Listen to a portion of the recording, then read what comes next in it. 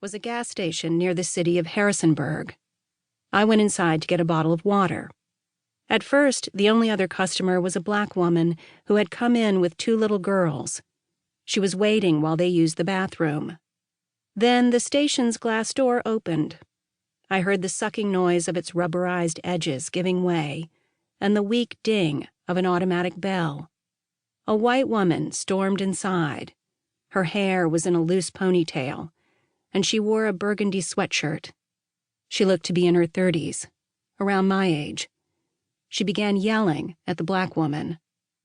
"Don't you know how gas stations work?" she demanded. "Or are you just lazy and stupid?"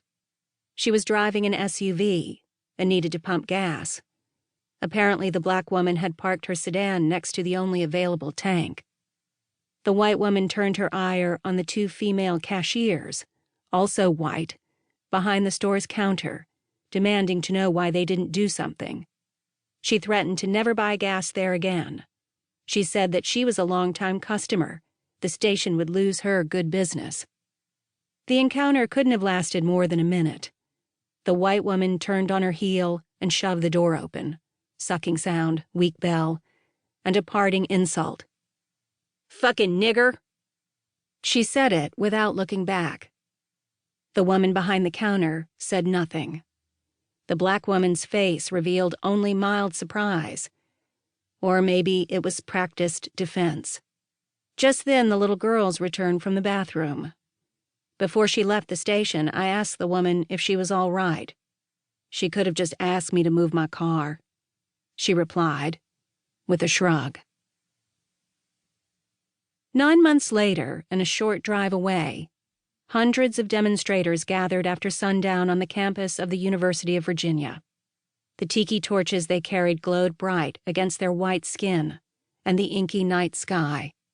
The group kicked off their march with a collective yell that coursed through their winding formation of bodies, 2 by 2, shoulder to shoulder, trooping forward. The iconic images from August 11, 2017, the eve of the Unite the Right rally, show illuminated male faces, grimacing, grinning, threatening. Women were there too, but in fewer numbers than men.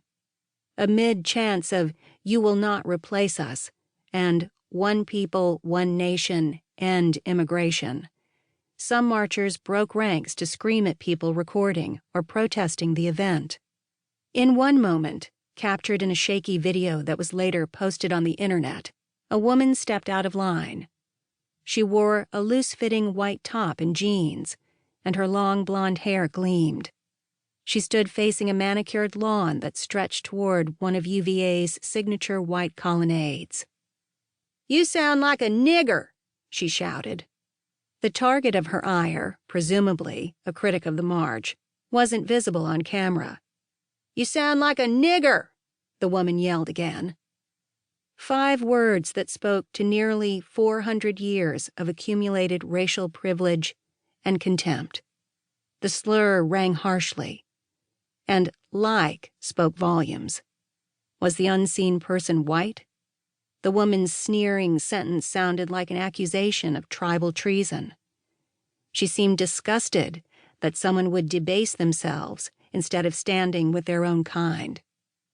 The woman repeated herself a 3rd time before falling back in step with the marchers. She held her shoulders back, chin up, and torch aloft as she strode away. She looked proud. By the time Charlottesville happened, I was already researching women who support white nationalism, the belief that America should remain a predominantly white country, led by white people. I had embarked on the project right after Trump's election, when exit polls showed that more than half of white women, nationwide, had voted for the president. The women I was observing and interviewing were like the one caught on camera at Unite the Right, the most prominent display of organized racism in recent memory. But I was also interested in women like the one at the gas station. Her banal malice was a paradox, so similar to what was chanted and championed in Charlottesville, yet so unremarkable that it scarcely rattled the other people in the store.